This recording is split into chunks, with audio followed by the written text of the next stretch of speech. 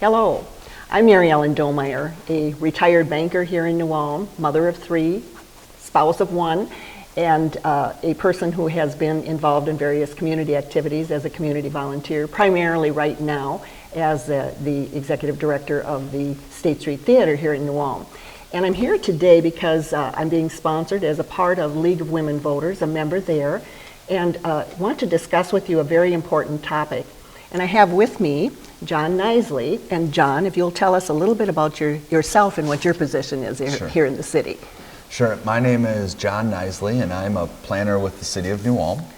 And part of my job, or what I'm working on currently, is working on the 2020 census and making sure that the community of New Ulm and the New Ulm area understands that the census is going to be coming up here on April 1st.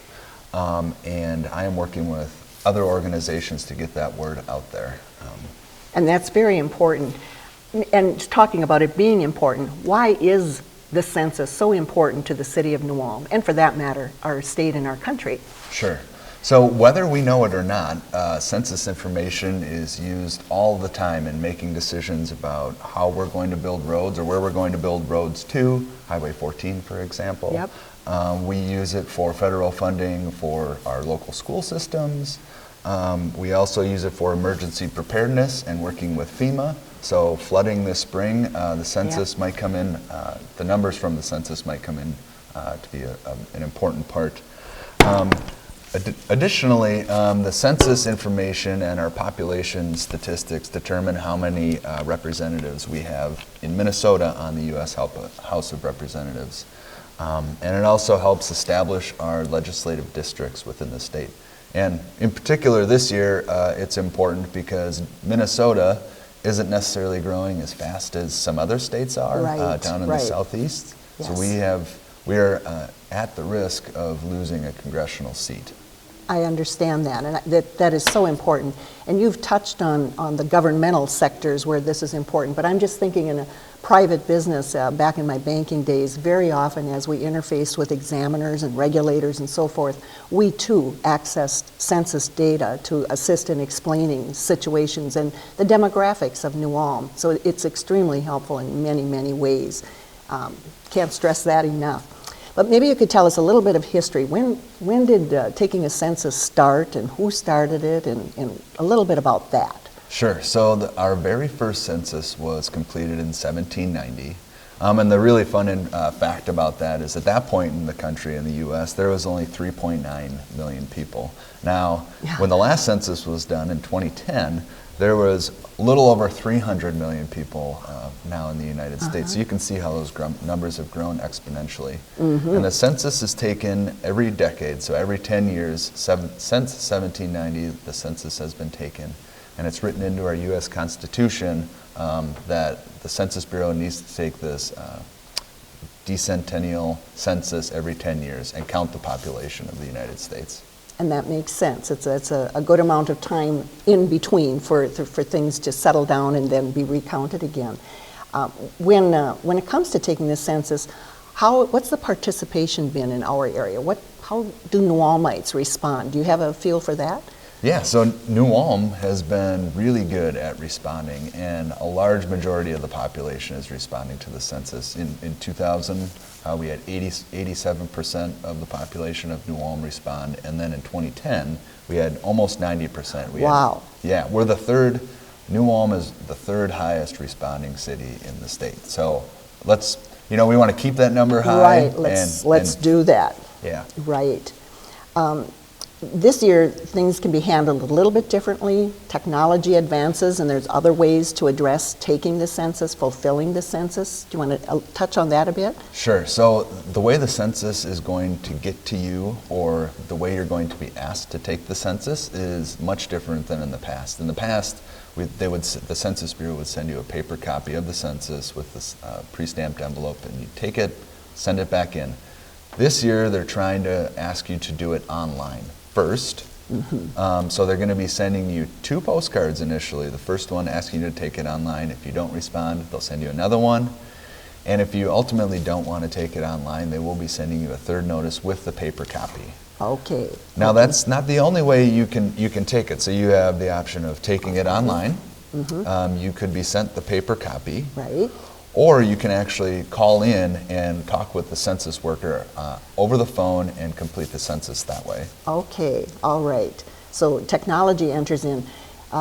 Given the age group I'm in, and I'm sure there are many people in my age group who are very comfortable with doing things online, but I do know there are a number of people who are probably going to wait for that third mailing and get the hard copy and actually fill it out that way. But I just want to make sure that our audience knows that's an option as well. And certainly having the phone option sounds wonderful as well for some of our people that would be completing this. Right, and if you are concerned about taking it online or would like to take it online but don't have a computer or aren't very comfortable using the computer, there's places like the New Ulm Public Library and seniors, or community and seniors together, where there are folks there that have Absolutely. access. Right, I hadn't thought of that. That's a good point. Thanks, John. So I know there's a committee in New Ulm that's trying to help publicize this and make people comfortable with the fact that this is coming up. Can you tell us a little bit about what that committee is and what work they're doing? Sure. So at the end of 2018, the mayor initiated the Complete Counts Committee. Complete Counts. Committee here in New Ulm, and that is just a local committee who is focused on organizing census efforts in New Ulm. And that committee has been meeting and doing work ever since it was started. So on that committee, we have, of course, the League of Women Voters has played a huge role.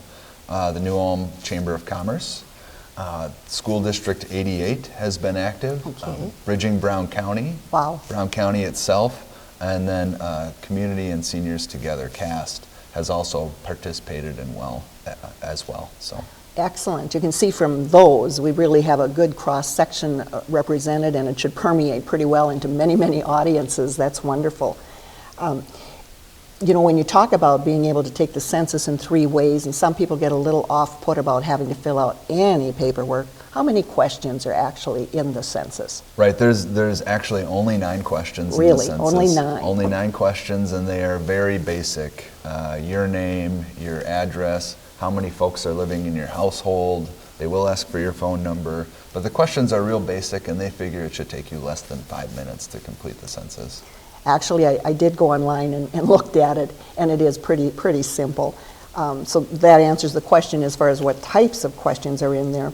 But who in the household should really be the one completing it? You know, in some cases, maybe one spouse doesn't care to do paperwork and the other one does, but how should that be determined? Typically, the head of household should be filling out the paperwork, and the census information that they're trying to gather is for everybody in the household. True. So you may have young adults, you may have infants in the household. The census information is important. It's important that we count those folks as part of the census as well. But it might also include your aunts and uncles or whoever else is living under that single roof to make sure that the census is completed for all of them. You know, given this is widely publicized, and today we need to be so cautious about what sort of entities we're giving responses to. We get mail that purports to come from, for instance, Medicare, and it really isn't. It's an insurance company selling a product. And people asking questions that one has no business responding to if we're being careful. So can you talk a little bit about how people can feel secure that this is legitimate? The person they're responding to, the form that they're completing is legitimate. Right, so number one, the census won't be asking for any personal information. They won't be asking for any bank information, Social Security, or any other personal identifying information from you. And if you are contacted at your house or by phone, they should introduce themselves as a census worker. They should have identification, including a picture and their number, that they are indeed a census worker. And they will be out and about in New Ulm after census day to contact those folks who haven't completed the census yet. So after April 1st? Yeah. So if someone perhaps hasn't responded, they might hear from somebody officially with the Census Bureau. Correct. But otherwise, anyone else, just ignore. Yeah, it's probably exactly. not, especially if they're asking those kinds of questions for personal banking information or credit card information, debit card information, no. Right. Social Security number, no. Right. Okay. Well, John, just maybe a final word from both of us to encourage people to participate, given how important this is. Sure. Well, like we talked about in the beginning, this census is used for all kinds of funding projects, locally, regionally, throughout the state. And New Ulm has had a long history of completing the census with a lot of participation, and we'd like to keep that moving forward. And New Ulm in particular, we now have, looks like we have Highway 14 funding Yes. potentially Hopefully. coming. And it's important that the state and the federal government know how many people are living and working within our community. And I would just add to John's comments that indeed this is just so important. It's a small task. It takes minutes to do so, and yet it is just a significant impact. So I would, again, encourage our viewers to take the time to complete that census form when it arrives in whatever format you choose to do.